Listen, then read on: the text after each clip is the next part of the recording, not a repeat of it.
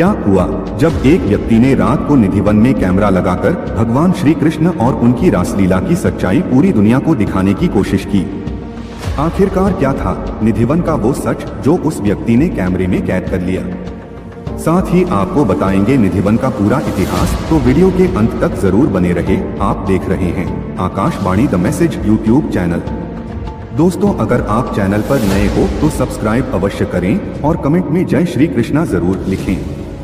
मित्रों, भारत में ऐसे कई मंदिर हैं जो रहस्यों से भरे पड़े हैं। जहां जगन्नाथ मंदिर की मूर्ति में दिल धड़कता है तो वही तिरुपति बालाजी मंदिर की मूर्ति को ही पसीना आता है। लेकिन निधिवन का रहस्य इन सबसे अलग है। कहा जाता है निधिवन में भगवान कृष्ण रात को आते हैं और गोपियों के साथ रास लीला रचाते हैं। अब इस बात में कितनी सच्चाई है, आइए जानते हैं। मित्रों, भगवान श्री कृष्ण रात को न सिर्फ गोपियों के साथ रास लीला मनाते हैं बल्कि मंदिर में उन्हें चढ़ाया हुआ पान अपने मुंह में चबाते हैं।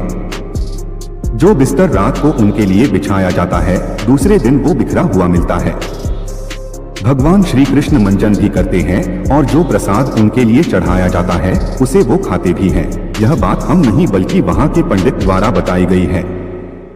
दूसरे दिन जब मंदिर का दरवाजा खुलता है तो पंडित खुद वो सारी चीजें बताता है जो रात को इस्तेमाल की गई है। लेकिन अब आप में से कई लोग यह सोचते होंगे कि क्या पता मंदिर के अंदर कोई चुपके से चला जाता होगा और वो ये काम कर देता होगा। इसलिए मैं आपको बता दूं कि जब रात के समय इस मंदिर को बंद किया जाता है तब पुजारी इस पर 1-2 नहीं बल्कि 7 ताले लगाते हैं और मंदिर के सभी दरवाजों को तालों से बंद कर दिया जाता है। अब ये बात कितनी हकीकत है, इस पर आगे हम और भी ज्यादा गहन विश्लेषण करेंगे। आज हम जिस जगह की बात कर रहे हैं वो उत्तर प्रदेश के वृंदावन में है, जिसे पूरी दुनिया निधिवन के नाम से जानती है। यहाँ न सिर्फ भारतीय आते हैं बल्कि विदेशों से भी काफी ज्यादा लोग आते हैं। यहाँ श्री कृष्ण का एक मंदिर है जिसे रंग महल कहते हैं, जहाँ श्री श्याम कुंज बिहारी की नित्य विहार लीला होती है। इस मंदिर के दरवाजे अपने आप ही खुलकर बंद हो जाते, लेकिन ये किसी ने कभी नहीं देखा। हालांकि लोग इस संबंध में अपने अनुभव जरूर बताते हैं। मान्यता अनुसार इस मंदिर को तानसेन के गुरु संत हरिदास जी ने अपने भजन से राधा कृष्ण के युग्मित रूप को साक्षात प्रकट किया था। यहीं पर स्वामी हरिदास जी की समाधि बनी है और यह भी कहना कि यहाँ पर मुगल बादशाह अकबर ने तानसेन के साथ जाकर हरिदास जी से भेंट की थी। कहा जाता है कि यहाँ पर आज भी श्री कृष्ण और राधा रानी आते हैं और विहार करते दिखाई देते हैं। सुबह रंग महल खुलने से पहले और संध्या आरती के बाद बंद कर दिए जाते हैं, जिसके बाद निधिवन में कोई नहीं रहता। वैसे इस मंदिर में दिन के वक्त अनगिनत बंदर और पक्षी होते हैं, लेकिन दिन में रहने वाले पक्षी भी शाम होते ही इस वन को छोड़कर चले जाते हैं। रात के वक्त परिंदा भी इस जगह पर नहीं मार सकता, क्योंकि उस समय यहाँ पर भगवान श्री कृष्ण का अधिकार होता है। एक बात सबसे आश्चर्य की यह है कि इस मंदिर में प्रतिदिन माखन मिश्री का प्रसाद चढ़ाया जाता है और जो बच जाता है उसे मंदिर में ही रख दिया जाता है, लेकिन सुबह तक वह प्रसाद भी समाप्त हो जाता है। आखिर कौन इस प्रसाद को ले जाता होगा, इस बात को इससे आगे कोई नहीं जान पाया है। हालांकि इस बात को हम सभी जानते हैं कि श्री कृष्ण को माखन कितना प्रिय है। ज्यादातर लोगों का यह भी कहना है कि माखन और कोई नहीं बल्कि भगवान श्री कृष्ण ही खाते हैं। साथ ही वहाँ के पंडित और रहने वाले लोगों का कहना है कि प्रतिदिन मंदिर के अंदर रंग महल में भगवान की पूजा की जाती है और कृष्ण राधा का पलंग भी लगाया जाता है और पूरा रंग महल सजा दिया जाता है। राधा जी का श्रृंगार सामान रखकर मंदिर के दरवाजे बंद कर दिए जाते हैं। उन सभी चीजों को एकदम व्यवस्थित रखा जाता है, लेकिन जब सुबह दरवाजे खुलते हैं तो सारा सामान अस्त व्यस्त मिलता है और श्रृंगार का उपयोग किया हुआ होता है, बल्कि रात के बाद उसे 7 तालों के साथ बंद कर दिया जाता है। मान्यता है कि रात्रि में राधा कृष्ण आकर सामान का उपयोग करते हैं और वहीं पड़े पलंग पर सो जाते हैं। अगर आप में से किसी ने निधिवन को देखा है तो वहाँ पर एक चीज आपने नोटिस की होगी कि जिसे हम निधिवन कह रहे हैं वो कोई वन भी नहीं है बल्कि एक छोटा सा मात्र बगीचा समान है, जिसके आसपास कई सारे घर बने हुए हैं। लेकिन फिर भी इसका चमत्कार ऐसा है कि आसपास रहने वाले अधिकतर घरों में खिड़कियां नहीं हैं और जिन घरों में हैं उन खिड़कियों को पत्थरों से बंद करवा दिया गया है। उन्हें इस बात का डर है कि अगर उनमें से किसी ने गलती से भी रात में उस वन की तरफ देख लिया तो कहीं उनकी आंखों की रोशनी न चली जाए। यह भी कहा जाता है अगर यहाँ कोई छुपकर रासलीला देखता है तो वो अगले दिन पागल हो जाता है, इसलिए रात में यहाँ कोई भी नहीं रुकता और जिसने भी यहाँ पर रात को रुककर उस रहस्य को जानने का प्रयास किया है वह सुबह बेसुध और आनंदित सा मिलता है और बाद में 2 या 3 दिन के बाद उसकी मौत तक हो जाती है। स्थानीय लोगों के अनुसार ऐसा वर्षों से होता आ रहा है। कुछ लोग इसे अंधविश्वास मानते हैं और कुछ लोग इसे श्री कृष्ण का चमत्कार। हालांकि सच क्या है यह तो शोध का ही विषय है, लेकिन अब आपके दिमाग में एक सवाल जरूर आ रहा होगा कि इस वन में आखिर होता क्या है, कैसे भगवान आते हैं और कैसे इतनी सारी गोपियां वन में आ जाती हैं। दोस्तों, जिस पेड़ की हम बात कर रहे हैं वह आम पेड़ नहीं बल्कि श्री कृष्ण जी के सबसे प्रिय पेड़ यानी तुलसी के पेड़ है। यहाँ पर 2 पेड़ एकदम करीब लगे हैं और कई अलग अलग लगे हुए हैं।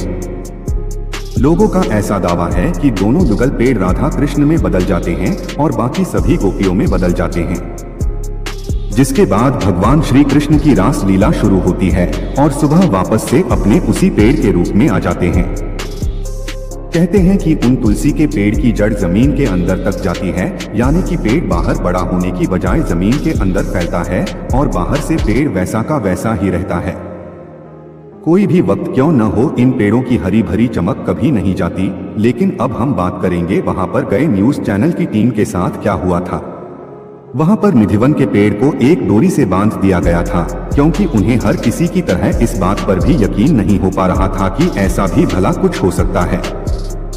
इसलिए सबसे पहले तो उन्होंने भगवान श्री कृष्ण के रंग महल में कैमरा लगाने की बात की, लेकिन मंदिर के पुजारी ने इस बात पर सहमति नहीं दी, जिस वजह से उस मंदिर के बाहर कैमरा लगा दिया गया जिसे 7 दरवाजों के अंदर बंद किया जाता है। अब उस पर अपना 8वां ताला और लगा दिया गया और उसकी चाबी अपने पास रख ली ताकि कोई अंदर न जा सके, जिससे यह बात लोगों को पता चल सके कि कोई अंदर जाकर वो चीजें नहीं करता है। अब रात भर वो कैमरा वहीं पर चालू अवस्था में पड़ा रहा, जिससे दरवाजे के 8 ताले लगे हुए थे। अब एक बात यह भी थी कि उस ठीक दरवाजे के अलावा रंग महल में जाने के लिए दूसरा कोई रास्ता भी नहीं था। अगर कोई आदमी अंदर जाता भी है तो वो उसी दरवाजे से होकर जा सकता है जिस दरवाजे के आगे कैमरा लगा हुआ है। साथ ही निधिवन के सभी पेड़ों को डोरी से बांधकर रात को ऐसे ही छोड़ दिया गया ताकि अगले दिन यह पता चल सके कि अगर वे पेड़ गोपियों में बदल जाते हैं तो पेड़ों से जो डोरी बांधी है वो डोरी जरूर टूट जाएगी। वक्त बीता और दूसरे दिन जब 5 बजे मंदिर का दरवाजा खुला तो टीम अपनी चाबी लेकर कई लोगों के साथ वहां पर पहुंची। तब उन्होंने जो अपनी आंखों से देखा उस पर उन्हें यकीन नहीं हो पा रहा था, क्योंकि हर दिन की तरह ही रंग महल में राधा रानी का श्रृंगार बिखरा हुआ पड़ा था और पलंग पर लगाए गए बिस्तर थोड़े से अस्त व्यस्त थे। जो पान चबाने के लिए रखा था वो आधा चबा हुआ था और जो मंजन रखा हुआ था वह भी गीला हो चुका था।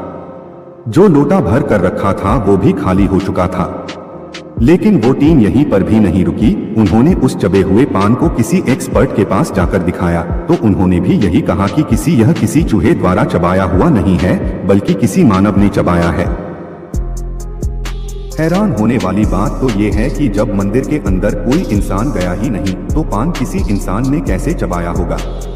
फिर उन लोगों ने निधिवन के उन पेड़ों के पास जाकर देखा जहां पेड़ों को डोरियों को बांधा था, लेकिन वहां पर भी वैसे ही डोरी टूटी हुई नजर आई। अब ये कैसे मान लिया जाए कि ये किसी जानवर ने किया होगा।